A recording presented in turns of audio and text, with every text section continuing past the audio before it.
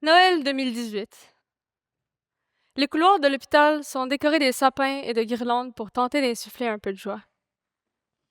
Mais dans ma chambre, allongée dans mon lit d'hôpital, je ne ressens pas cette magie des fêtes. Je suis en pleine bataille contre le cancer, pour la deuxième fois. Dans cet état d'épuisement, complètement découragée, je demande à mon infirmière, et si ces traitements ne fonctionnent pas? Si j'ai une troisième rechute, est-ce qu'il va me rester une chance de survivre? Elle me répond, Rania, ne perds jamais espoir.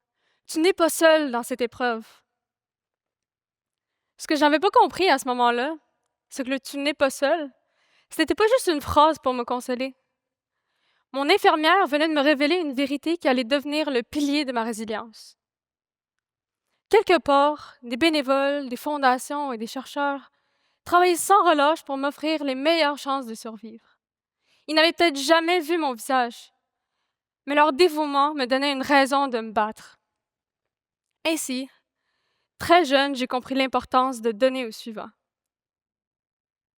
Levez la main si vous avez déjà fait du bénévolat. Regardez autour de vous.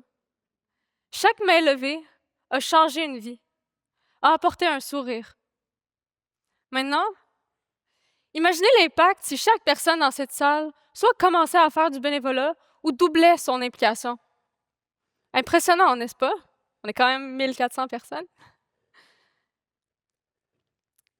Pour ma part, dès ma première année de rémission, j'ai voulu multiplier mon impact. J'ai voulu incarner la résilience pour d'autres jeunes qui, qui, qui ont survécu à la même maladie que moi parce que je l'ai vécu moi-même.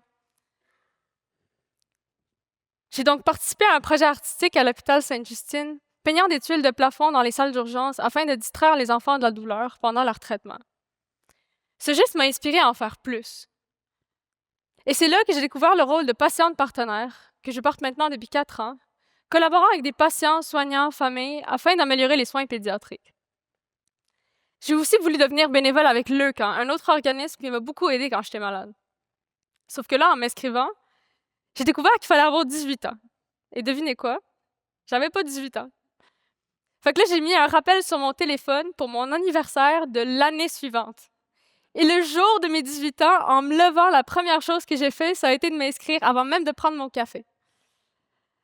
Oui, j'étais déterminée. Et depuis ce temps-là, mon engagement n'a jamais cessé de croître. Sauf que ce que j'ai découvert en cours de route, c'est que le bénévolat va bien au-delà d'aider les autres.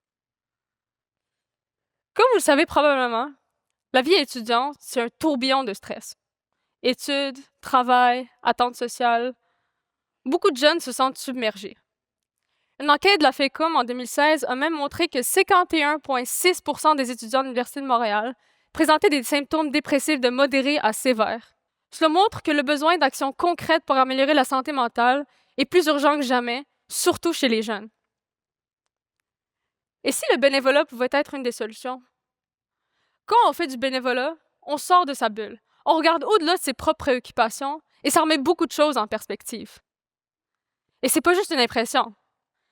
D'après un article de la Canadian Mental Health Association de Toronto, le bénévolat a des effets tangibles sur la santé mentale.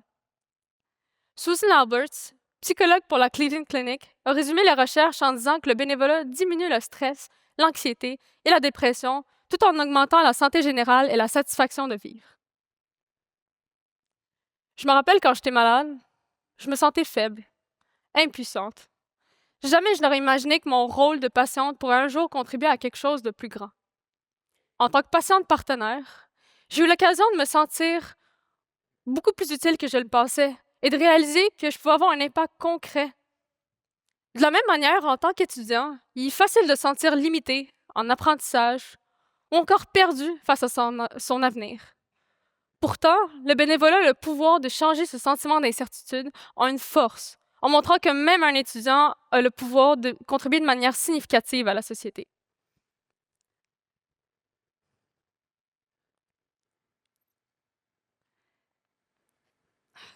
Bon.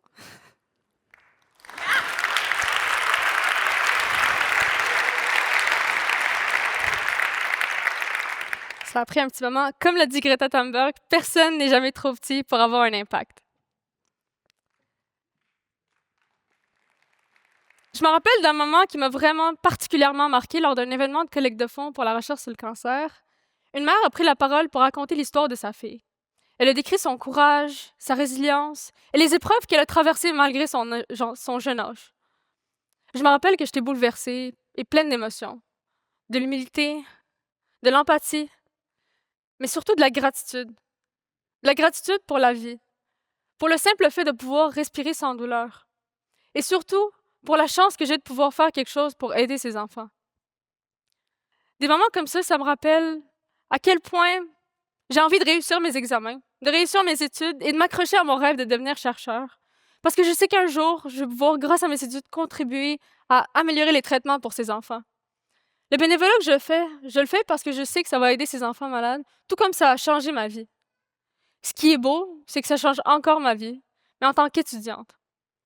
Ça me rappelle que mes cours de biochimie, ce ne sont pas juste des mots dans un livre. Ce sont des notions dont je vois maintenant l'application concrète. Et je ne suis pas la seule à avoir vécu cette prise de conscience. Chaque année, je participe à un défi de kayak avec la Fondation Charles Bruno pour ramasser des fonds pour la recherche sur le cancer. Et à ma rentrée à l'université, j'ai eu l'idée d'intégrer ce défi à l'école. Résultat, 15 étudiants, 13 500 $ pour la recherche, top 3 de l'édition face à de grandes entreprises. Ouais.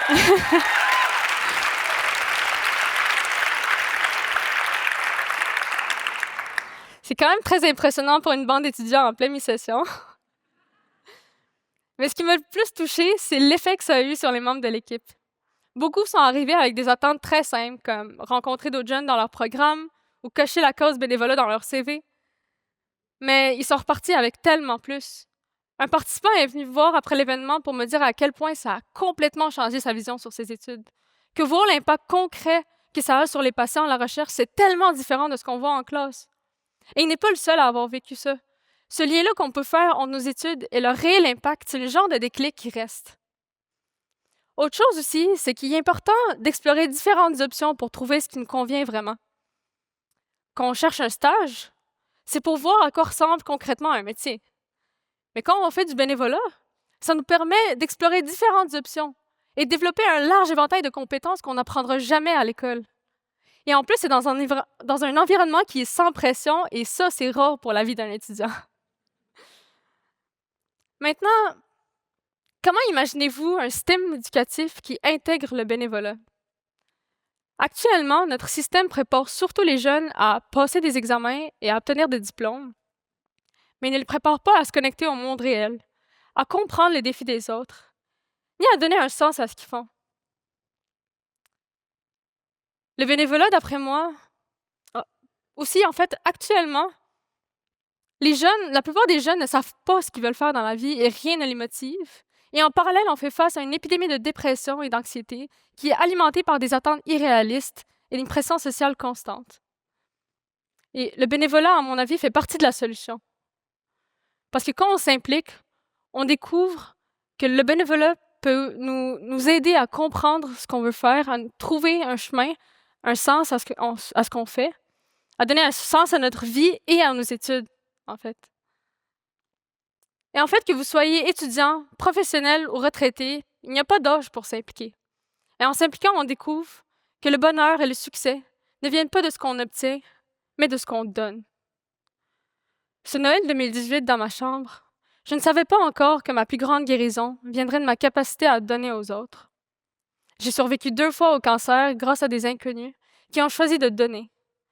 Aujourd'hui, je suis en vie parce qu'ils ont donné. Et surtout, je me sens vraiment vivante parce que je donne à mon tour.